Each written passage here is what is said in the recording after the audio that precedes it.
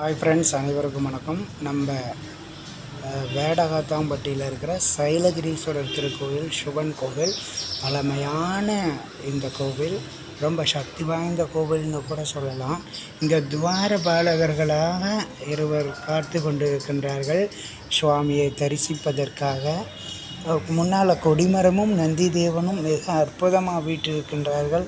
அதோடு பார்த்திங்கன்னா இன்னொரு சிறப்பு என்னென்னா, 64 நாயன்மார்கள், 64 பேரும் சிவதொண்டை செய்து முக்தி அடைந்தவர்கள் தானே.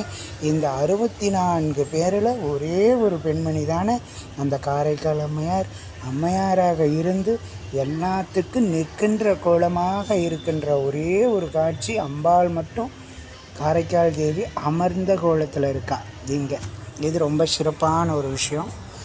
இந்த 64 நாயன்மார்களும் சிவ தொண்டை செய்து மிகவும் பிரத்யோகமான மோட்சத்தை அடைந்தவர்கள்னு சித்தர்கள் சொல்லியிருக்காங்க. இதை விட அந்த காரைக்கால் அம்மையார் உட்கார்ந்த கோலம், அங்கே இருக்கிறது மகாகணபதி ஐயப்பன் சுவாமி சன்னதி. கோவிலுக்குள்ளே நுழைகின்ற பொழுது நுழைவாயிலில் துவார சக்தியாக இரு பாலகர்கள். அதோடு பார்த்திங்கன்னா அப்படியே வரணும்னாக்க திருஞான சம்பந்தர், அப்பர், சுந்தரர், மாணிக்க வாசகர், அதோட பைரவர் அற்புதமாக சூலாயுதத்தோடு வீற்றிருக்கிறாரு.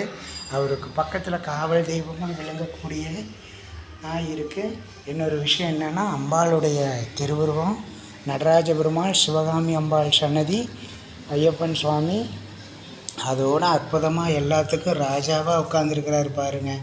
ஹர ஹர நம பார்வதி வதையே, ஹர ஹர மகாதேவா.